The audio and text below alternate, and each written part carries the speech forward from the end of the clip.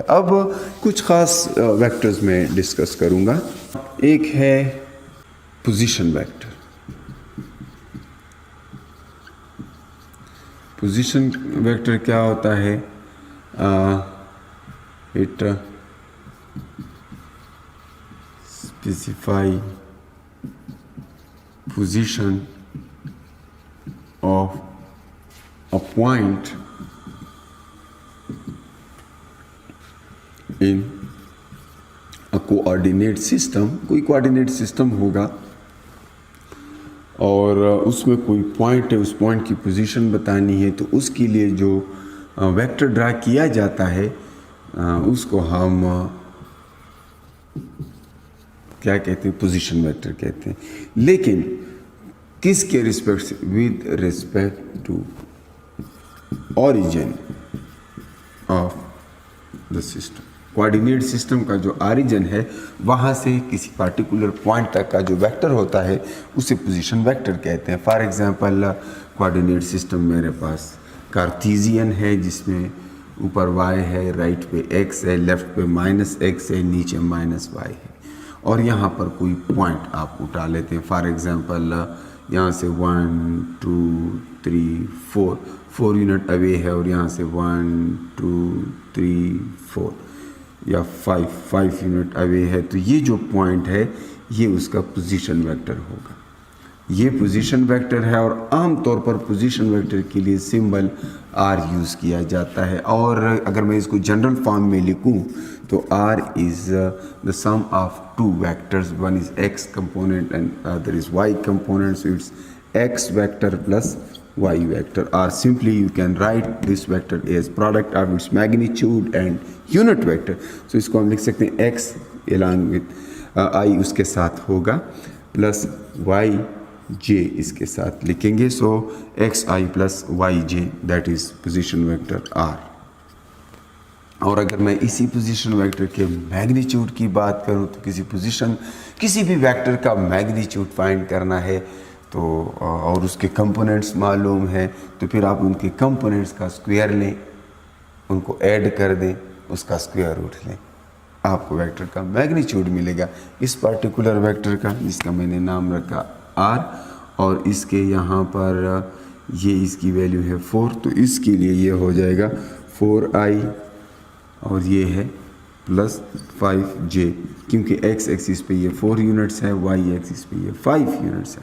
तो what ever is the result, हम उसमें फ़िलहाल इंटरेस्टेड नहीं है, लेकिन बताना चाह रहा था कि किस तरह से हम पोजीशन वेक्टर ड्रा कर सकते हैं। So this is the position vector having two coordinates, having two components, one is 4i that is x component, the other is 5j, so is unit vector।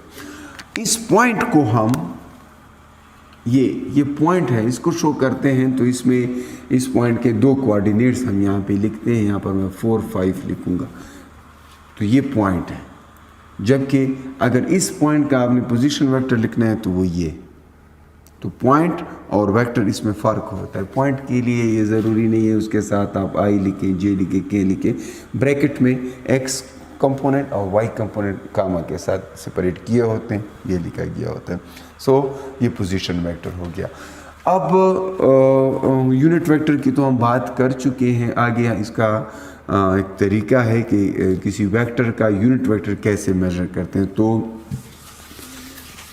Unit vector को find करने के लिए questions आपके सामने आ सकते हैं। अक्सर टेस्टों में कहा गया होता है कि find the unit vector of the vector, कोई वेक्टर दिया होता है उसका यूनिट वेक्टर फाइंड करना, या find the direction of this vector. So अगर आपको कोई वेक्टर दिया गया है, लेट सपोज मैं यहाँ पर एक वेक्टर लिख लेता हूँ, एक फोर्स है that is 3i plus 4j, ठीक है, और इसका यूनिट है न्यूटन, और आपसे कहा जाता है कि आप इस फोर्स का यूनिट वेक्टर फाइंड करें। तो मैं अगर किसी फोर्स को सिंबॉलिकली रिप्रेजेंट करूं तो ये इस तरह होगा, उसका magnitude multiplied with some unit vector, इस तरह होगा।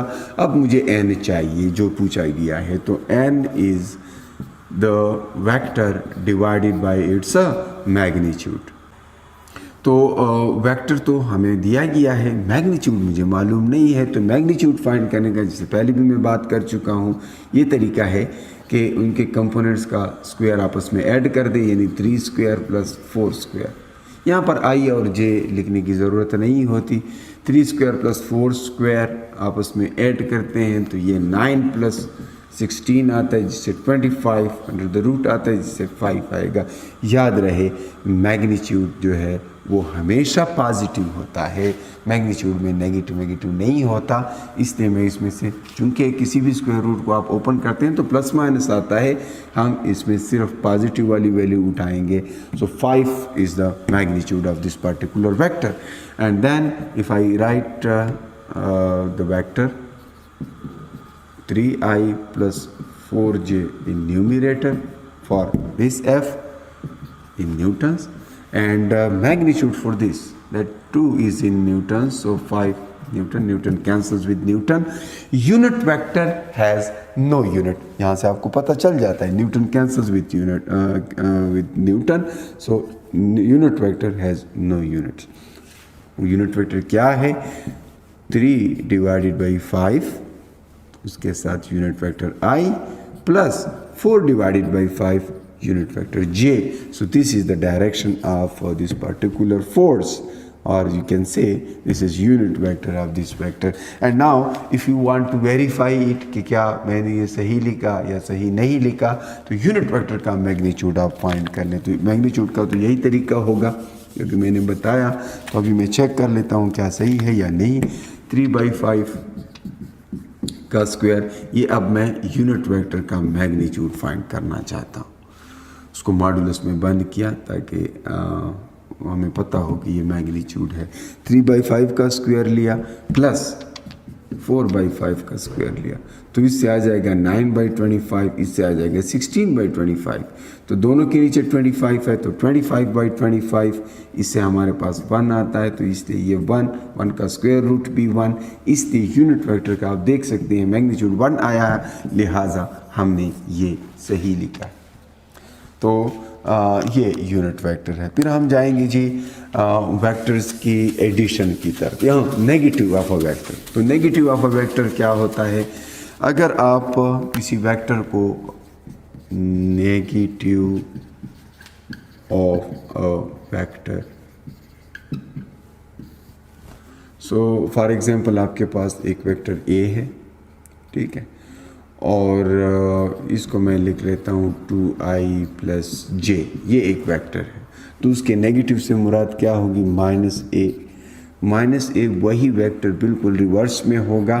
सो -2i माइनस j, ये उस पर्टिकुलर वेक्टर का नेगेटिव वेक्टर है। अगर मैं इन दोनों को कोऑर्डिनेट सिस्टम पे ड्रा कर लूँ,